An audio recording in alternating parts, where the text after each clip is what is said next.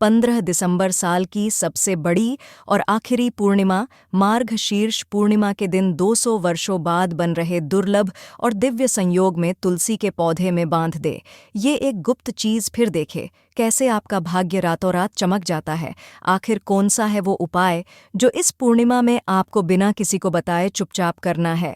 पूरी विधि आपको विस्तार से बताएंगे, इसलिए इस मौके को हाथ से ना जाने दें, क्योंकि दोस्तों ऐसा मौका 200 वर्षों में एक बार आता है और ये मौका इस बार की पूर्णिमा के दिन आया है।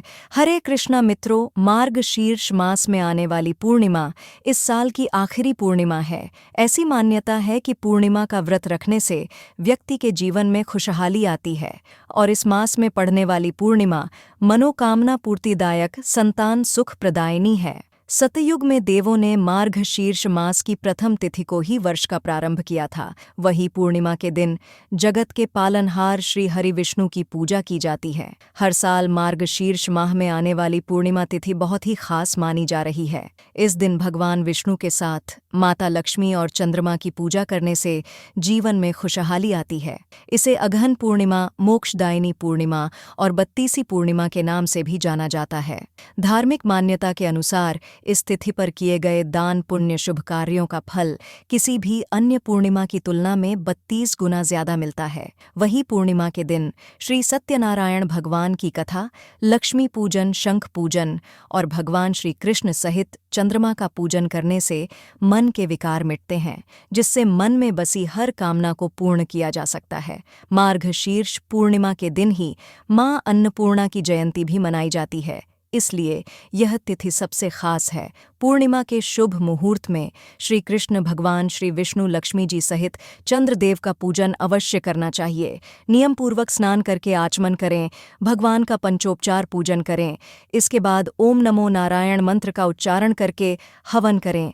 रात को चंद्रमा को अर्घ देते समय प्रार्थना करें कि मेरे द्वारा दिए गए अर्घ को हे चंद्रदेव आप स्वीकार करें। आप श्वेत किरणों से सुशोभित हैं, आपको नमस्कार है। आप श्री लक्ष्मी जी के भाई हैं, आपको नमस्कार है। और फिर मार्गशीर्ष पूर्णिमा या फिर उसके ठीक अगले दिन अपनी सामर्थ्य के अनुसार आप ब्राह्मणों को भोजन करा सकते हैं, उन्हें दान देकर विदा कर सकते हैं। और पूर्णिमा के दिन माता, बहन, पुत्री या फिर परिवार की अन्य स्त्रियों को भी वस्त्र देने चाहिए। पूर्णिमा के शुभ मुहूर्त में भक्त द्वारा की गई भगवान की मानसिक पूजा भी संपूर्ण फल प्रदान करती है। अपने विशिष्ट गुणों के कारण मार्गशीर्ष पूर्णिमा दुर्भाग्य को सौभाग्य में बदलने की क्षमता भी रखती है। अगर किसी व्यक्ति को लंबे समय से कोई कष्ट है तो वह मार्गशीर्ष पूर्णिमा के दिन व्रत रखकर स्नान ध्यान द्वारा अपने दुर्भाग्य को सौभाग्य में बदल सकता है। मां अन्नपूर्णा को शास्त्रों में संसार के भरण पोषण की देवी कहा जाता है। उन्हें अन्न की देवी माना जाता है। धार्मिक मान्यता है कि एक बार जब काशी में अकाल पड़ा तो लोग भूख से व्याकुल होने लगे। तब भगवान शिव ने लोगों की सहायता की। अघन पूर्णिमा के दिन ही माता पार्वती ने अन्नपूर्णा का रूप धारण किया और फिर भगवान शिव ने लोगों की भूख मिटाने के लिए मां अन्नपूर्णा से भिक्षा मांगी थी। इसके बाद मां अन्नपूर्णा ने वचन दिया कि काशी के लोग अब कभी भूखे नहीं रहेंगे। इसीलिए मां अन्नपूर्णा को अन्न, भोजन और समृद्धि की देवी कहा जाता है। अन्नपूर्णा जयंती के दिन रसोई घर में मां अन्नपूर्णा की तस्वीर रखकर पूजा की जाती है। साथ ही इस दिन रसोई में चूल्हे की भी पूजा करें और इस दिन उपवास रखना संभव हो तो उपवास भी जरूर रखें। अन्नपूर्णा जयंती के दिन गरीबों को भोजन दान करना चाहिए। ऐसा करने से मां अन्नपूर्णा की कृपा दृष्टि बनी रहती है। दोस्तों, तुलसी का पौधा तो प्रत्येक हिंदू घर में होता है, लेकिन बहुत कम लोग तुलसी के संबंध में शास्त्रों में बताए गए महत्वपूर्ण नियम नहीं जानते। तुलसी की पूजा कैसे करनी चाहिए? तुलसी को जल कैसे देना चाहिए?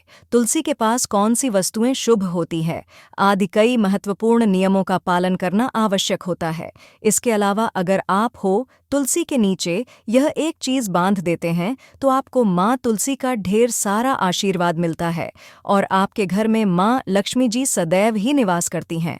दोस्तों, तुलसी का पौधा घर में होना परिवार के प्रत्येक सदस्य के लिए लाभकारी होता है। यह पौधा हर प्रकार से उपयोगी होता है। पुराणों के अनुसार तुलसी में देवी लक्ष्मी जी का वास होता है और नियमित रूप से इस पौधे की पूजा करने से लाभ भी अवश्य मिलता है। लेकिन यदि आप तुलसी को घर में रखने के साथ ही उसके नीचे ये एक चीज़ बांध देते हैं तो आपको तुलसी लगाने का कई गुना अधिक फल प्राप्त होता है, क्योंकि इस एक चीज़ के बिना तुलसी अधूरी मानी जाती है। यह चीज़ तुलसी को संपूर्ण बनाती है। वेद पुराण में इसके बारे में विस्तार पूर्वक बताया गया है। लेकिन इसी के साथ क्या आप जानते हैं कि हरियाली तीज के दिन तुलसी की पूजा करने से भगवान श्री विष्णु और माता लक्ष्मी जी अति शीघ्र प्रसन्न हो जाते हैं और आपको आशीर्वाद मिलता है और जीवन में वो खुशियां मिल जाती है जिसके आप हकदार हैं। लेकिन तुलसी के नीचे यह एक चीज़ बांधना भी है ज़रूरी। दोस्तों, आगे बढ़ने से पहले आपसे रिक्वेस्ट करते हैं, वीडियो को लाइक ज़रूर कर दीजिएगा और दोस्तों के बीच इसे शेयर कर दीजिएगा। दोस्तों, कमेंट बॉक्स में लिख दे जय माँ तुलसी, जय माँ लक्ष्मी। माँ तुलसी के लिए एक लाइक तो बनता है। माँ की कृपा सदैव आपके परिवार पर बनी रहे। दोस्तों, भारत ही नहीं बल्कि संसार के लगभग अधिकांश देशों में तुलसी को बहुत ही पवित्र की दृष्टि से देखा जाता है। अनेक औषधीय गुणों से भरपूर तुलसी धार्मिक महत्व भी है। अनेक धार्मिक अनुष्ठानों और तांत्रिक प्रयोगों में इसका उपयोग होता है। पुराणों में तुलसी को भगवान श्री विष्णु जी की पत्नी होने का गौरव मिला है।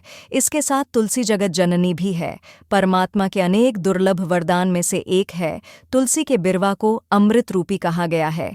जहाँ तुलसी का पौधा लगा होता है वहाँ ब्रह्मा विष्णु शिव यानी कि त्रिदेवों का निवास होता है और तुलसी की पूजा करने से महापातक भी उसी प्रकार नष्ट हो जाते हैं जैसे सूर्य के उदय होने पर अंधकार नष्ट हो जाता है। शास्त्रों के अनुसार जिन घरों में तुलसी का पौधा हरा भरा रहता है उस घर में सुख, शांति और समृद्धि बनी रहती है। भगवान विष्णु जी की पूजा और प्रसाद में तुलसी के पत्ता होना बहुत ज़रूरी मन जाता है, क्योंकि इसके बिना पूजा अपूर्ण मानी जाती है। इन्हीं कारणों से सभी हिंदू परिवारों में तुलसी का पौधा लगभग होना ज़रूरी होता है। अगर आपके घर में भी तुलसी है तो सुख, शांति और समृद्धि के लिए तुलसी माँ को चुनरी अवश्य उड़ानी चाहिए और तुलसी माँ को चुनरी चढ़ाने से आपके घर में सुख समृद्धि आती है। अक्सर लोग जाने अनजाने में कई गलतियां कर देते हैं।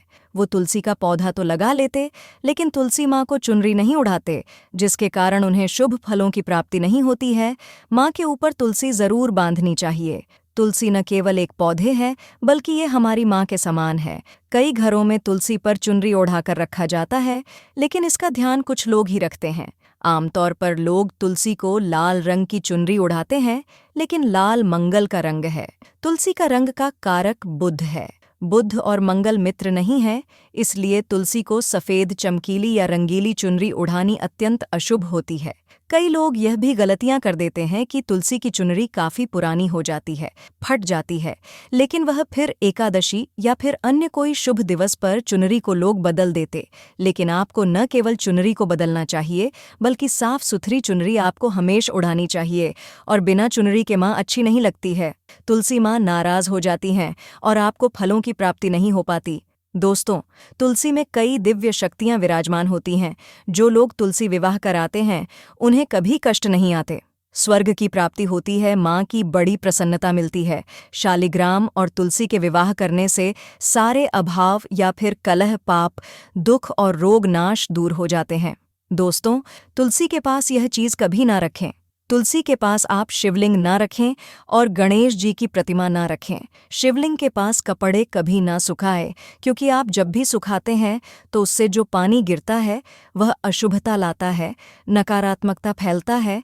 तो तुलसी के पास कपड़े भी ना सुखाएं, शिवलिंग और गणेश जी की प्रतिमा ना रखें और जूते चप्पल भी ना उतारें। तुलसी के पास सदैव साफ सफाई रखें और तुलसी को शुद्ध पवित्र जल जरूर देना। साफ स्वच्छ वस्त्र धारण करके ही तुलसी को जल दें। दोस्तों, रविवार के दिन भी तुलसी को छूना वर्जित माना गया है। दोस्तों, कोई विशेष मनोकामना है, जीवन में अगर उपलब्धियां नहीं प्राप्त हो रही हैं, जीवन में कोई कष्ट है, माता लक्ष्मी की कृपा प्राप्त करनी है, तो आपको निश्चित तौर पर तुलसी में आप एक लाल मौली धागा ले लें। लाल मौली धागा में आप 5 हल्दी गांठ बांध लें और अपनी मनोकामना बोलते हुए तुलसी के नीचे आप तुलसी में बांधे और अपनी मनोकामना जरूर बोलें। जो भी मनोकामना हो, नौकरी को लेकर हो, व्यापार को लेकर हो, संतान को लेकर हो, विवाह को लेकर हो, यानी एक लाल मौली धागा लेना है। लाल मौली धागे में 5 हल्दी की गांठ बांधकर और जाकर तुलसी में आपको नीचे बांध देना है।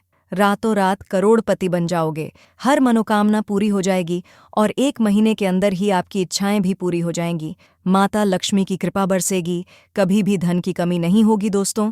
वैसे तो आप हरियाली तीज के दिन आप एक लाल मौली धागा आप अपनी मनोकामना बोलते हुए ऐसे भी आप बांध सकते हैं।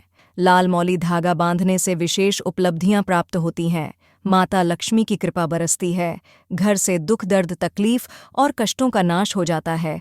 तो आप माता तुलसी के पास एक लाल मौली धागा जरूर बांधे, अपनी मनोकामना बोलते हुए इससे विशेष लाभ होगा।